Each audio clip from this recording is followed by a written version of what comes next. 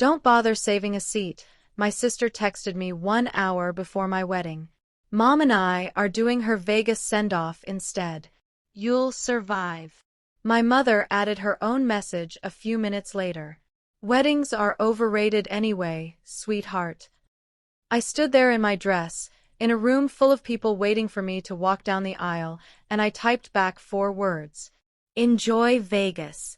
My checkbooks closed permanently. They laughed it off. Sent back laughing emojis, like I'd made a joke. By the time I came back from my honeymoon 3 weeks later, 47 missed calls were sitting on my phone. By the time I finally answered, my mother was sobbing so hard I could barely understand a word she said. This is the story of the day my family chose a slot machine over me, and the day I stopped being their safety net for good. If you're new here, I'm Whitney, and this is Sophie Revenge, where we tell the stories nobody else will. Stay till the end, because the ending of this one still gives me chills. I need you to understand something before I tell you what happened, because on paper, it doesn't make sense. On paper, I was the good daughter. I was the one who showed up. I'm 31 years old, and for the last 8 years, I've been the financial glue holding my family together. Not because anyone asked nicely, because somewhere along the way, it just became my job. My mother, Carol Winslow, raised my sister Brooklyn and me alone after our father left when I was 14. She worked 2 jobs, cleaned houses on weekends, and never once let us see her cry, even when I know she did, late at night, behind a closed bathroom door. I loved her fiercely for that. I still do, in some complicated, exhausted way that I'm still trying to understand. But somewhere in her 30s of struggle, my mother developed a belief that money existing anywhere near her was money that belonged to her. And once I started making real money, in my late 20s, working my way up in commercial insurance underwriting, that belief found its target. It started small. A few $100s here and there for groceries. Then it was helping with rent when work slowed down. Then it was the car repair, the dental bill, the surprise property tax increase nobody had budgeted for. I never said no. I told myself that's what family does. You show up for the people who raised you. My sister Brooklyn, 4 years younger than me, learned early that I was the reliable one, and she leaned into being the fun one instead. She job-hopped between social media gigs and retail management positions that never quite stuck. She was magnetic, genuinely funny, the kind of person who lit up a room. People forgave her a lot because of that charm, myself included, for years. Over those 8 years, I calculated later, I had given my mother and sister combined somewhere close to $60,000. Not loans. Gifts every time, because the one time I called something a loan, my mother looked at me like I'd slapped her. We're family, Whitney. Family doesn't keep score. I remember thinking, even back then, some quiet part of me noting, funny how family only doesn't keep score in one direction. Then I met Weston Cole. Weston was steady in a way I didn't know I needed until I had it. He worked as a structural engineer, methodical, patient, the kind of man who read the fine print on everything and asked good questions instead of assuming the worst. When I told him about my family's spending habits early in our relationship, he didn't lecture me. He just asked one question that stuck with me for years. What happens the day you can't give anymore? Do you think they'll still want you around? I told him of course they would. I was so sure of that answer. We got engaged after 2 years together. I planned our wedding for 14 months, working every detail myself because I wanted it to be perfect, and because, if I'm honest, some deep part of me wanted my mother and my sister to see it and feel something. Pride, maybe. Or regret for every time they'd taken me for granted. I paid for most of it myself. Weston offered to split things evenly, but I insisted on covering my side heavier, partly out of habit, partly because some old wound in me still wanted to prove I could give my family a beautiful day one more time without being asked. The venue was a restored orchard estate 2 hours outside the city, string lights strung between oak trees, a string quartet, a guest list of 90 people who mattered to us. I picked out my mother's dress myself. I picked out Brooklyn's maid of honor dress myself. I paid for both. 3 weeks before the wedding, my mother mentioned, almost casually over the phone, that she'd always dreamed of turning 60 in Las Vegas. Someday, she said, when things line up. I didn't think anything of it. I had a wedding to finish planning. The morning of my wedding, I woke up at 6 a.m. in the bridal suite with my hairstylist already setting up curling irons, my best friend Delaney steaming my dress in the corner, sunlight coming through gauzy curtains like something out of a dream I'd built with my own 2 hands. I felt something I hadn't felt in years. Peace. A quiet, settled kind of happiness. At 11 a.m., 3 hours before the ceremony, I texted my mother and Brooklyn our arrival time, the same message I'd sent a dozen times that week. Ceremony starts at 4. Please be there by 3:15 for photos. My mother replied with a thumbs up. At 2 p.m., an hour before I was set to start getting into my dress for photos, Brooklyn's text came through. Don't bother saving a seat. Mom and I are doing her Vegas send-off instead. You'll survive. I read it 3 times before it landed. I remember physically sitting down on the edge of the bed, my curling iron still warm in my hand, my hairstylist pausing behind me, sensing something had shifted in the room. I called Brooklyn immediately. It went to voicemail. I called my mother. Also voicemail. Then my mother's text came through, a full message this time, like she'd rehearsed it. Weddings are overrated anyway, sweetheart. This is my 60th birthday. I've waited my whole life for a trip like this. You have Weston, you have your friends, you don't need us there fussing over you. We'll celebrate properly when you're back from the honeymoon. I sat in that bridal suite, in a $1,500 dress I'd paid for myself, with my mother's dress and Brooklyn's dress hanging in garment bags in the closet, both paid for by me, and I understood, in one long, cold wave, exactly what was happening. They weren't just skipping my wedding. They had planned a trip that landed precisely on my wedding day, and they had waited until 1 hour before the ceremony to tell me, so there would be no time for a fight, no time for guilt to change their minds, no time for anything except me swallowing it and walking down the aisle anyway. Delaney asked if I was okay. I told her I needed a minute alone. I sat with my phone in my lap for exactly 4 minutes. I want you to understand that number, because in those 4 minutes, 8 years of unspoken math finally finished calculating in my head. Every check I'd written. Every time I'd said yes when I should have said no. Every time I'd told myself family doesn't keep score, while somehow always being the only one paying. I typed one message back to both of them. Enjoy Vegas. My checkbooks closed permanently. Then I put my phone on silent, put it in a drawer, and walked out to marry the only person in that estate who had actually shown up for me. My mother replied with a laughing emoji 40 minutes later. Brooklyn sent one too, a string of them, like I'd told a decent joke at a barbecue. Neither of them, I think, believed a single word I'd said. Why would they? I'd never followed through on anything like it before. I married Weston Cole at 4 p.m. under those string lights, in front of 90 people who loved us, and I didn't cry once during the ceremony. I cried during the father-daughter dance, dancing instead with my uncle, who'd stepped in without me even asking. That was the only moment the day cracked a little. Everyone else said it was the most beautiful wedding they'd ever been to. I believed them. I still had a hollow, humming static under my ribs the entire reception, the kind of feeling you get when you've made a decision you know is right and know is going to cost you something anyway. Weston and I left for our honeymoon 4 days later, a week in the Blue Ridge Mountains, no cell service for most of it by design. I needed the silence. When we landed back home and my phone reconnected, it did not stop buzzing for 11 straight minutes. Missed calls from my mother. Missed calls from Brooklyn. A missed call from a number I didn't recognize with a Nevada area code. Voicemails stacked up faster than I could listen to them. I sat in the airport parking garage and listened to the first one. My mother's voice, tight and strange.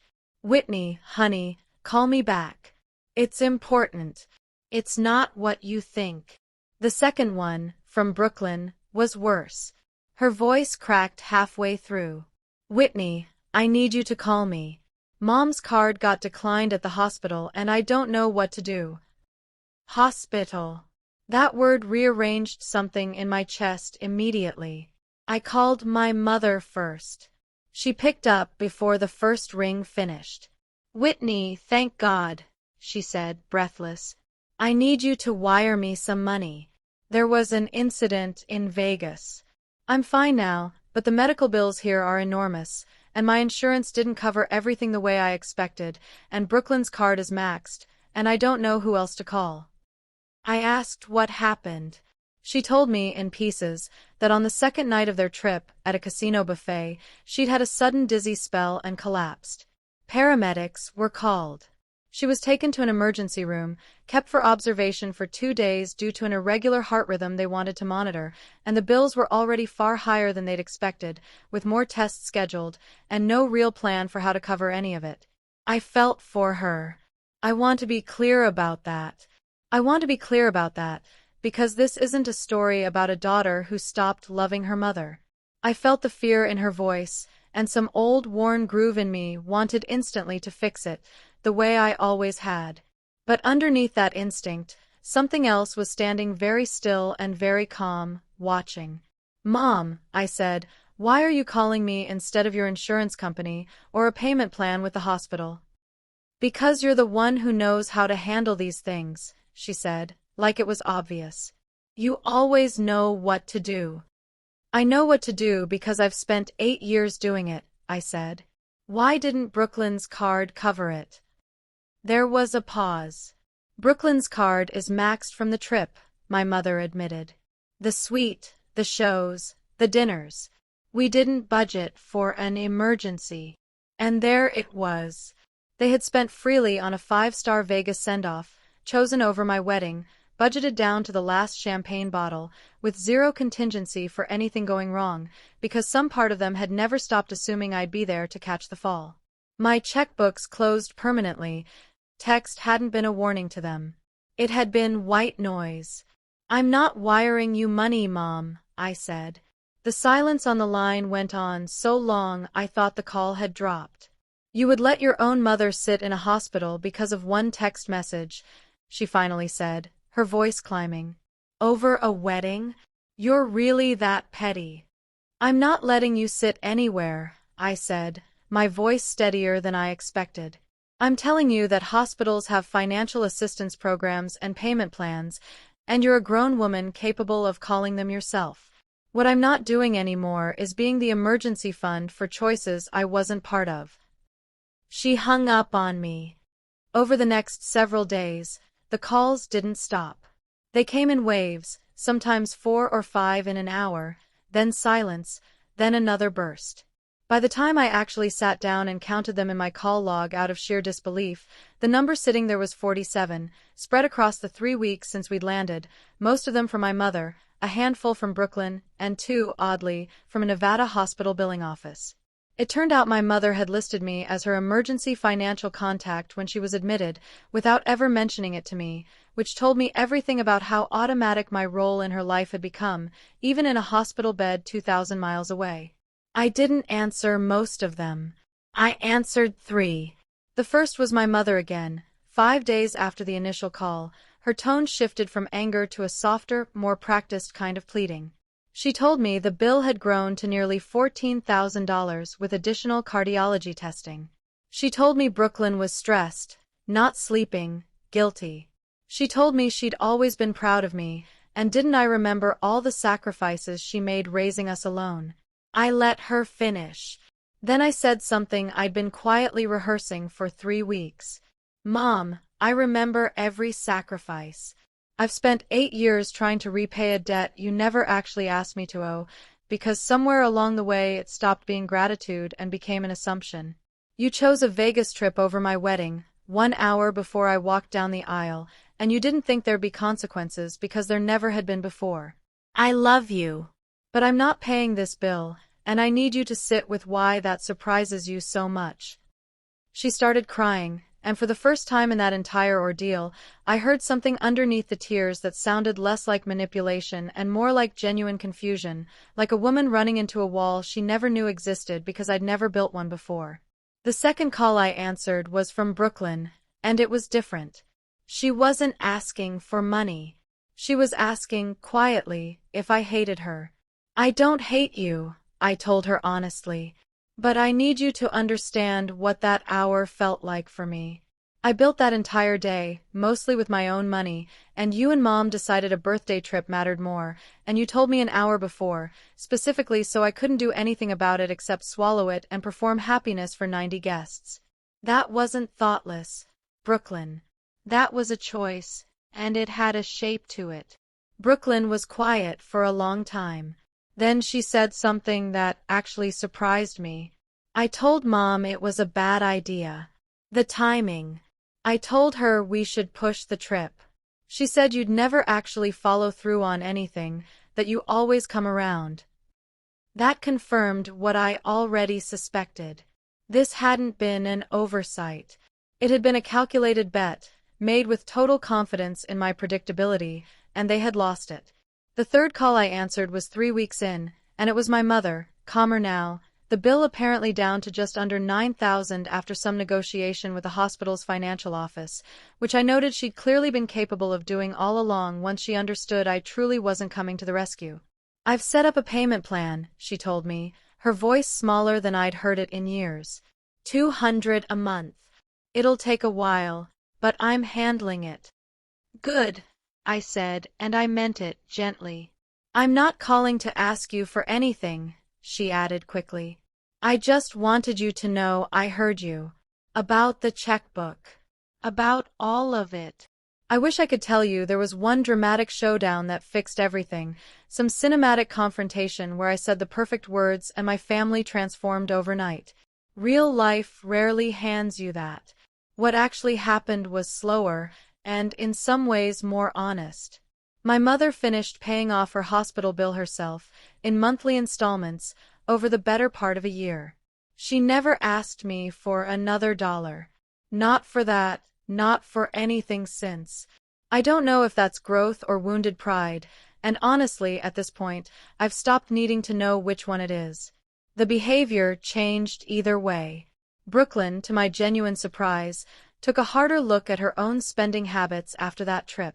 She got a steadier job in property management, not glamorous, but stable, and she paid me back, in small increments over several months, about $1,100 I'd once fronted her for a car repair 2 years earlier.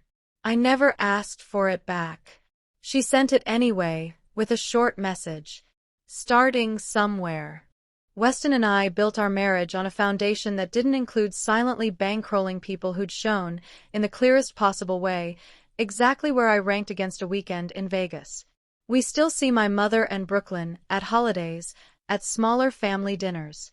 The relationship isn't what it once was, and honestly, I've made peace with the idea that it probably shouldn't be.